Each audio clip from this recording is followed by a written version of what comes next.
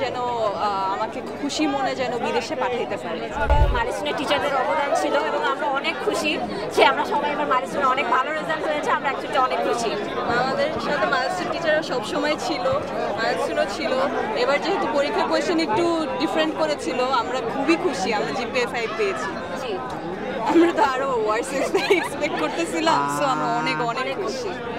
ফলাফলের পিছনে obviously master টিচারদের ফলাফল বেশি ছিল। তারা দিনরাত আমাদের পিছিয়ে অনেক খাটছে, কোচিং করেছে, ক্লাস করেছে, সো অবভিয়াসলি ট্র্যাজেডির পরে আমার কাছে মনে হয় আমরা যে এই সুখবরটা এখন পেয়েছি, আমরা যে এটা এখন অনুভূতি করতে পারতেছি, আই ফিল লাইক এটা মায়াস্টনের জন্য একটা নতুন মানে আগমন বা নতুন একটা স্টার্টিং। সো খুবই ভালো লাগছে। মাইলস্টোন এত খারাপ একটা টাইম যাওয়ার পর এত খুশি, পুরা মাঠে সবাই নাচতেছে, গাইতেছে, প্লাস পেয়েছে, পাস করেছে, খুবই ভালো লাগছে। আসলে টু বি অনেস্ট খুবই টেন্স ছিলাম, আমরা সবাই অনেক টেন্স ছিলাম যে আমরা কি আজও কিছুতে কি আমাদের মিস যাবে নাকি বা আমরা পাস করতে পারবো নাকি।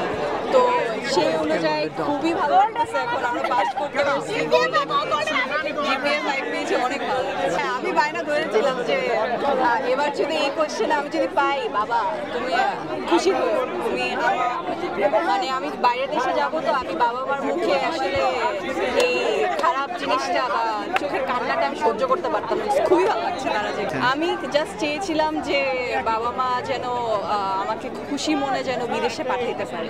কোন দেশে যাওয়ার ইচ্ছা? অস্ট্রেলিয়া যাওয়ার ইচ্ছা।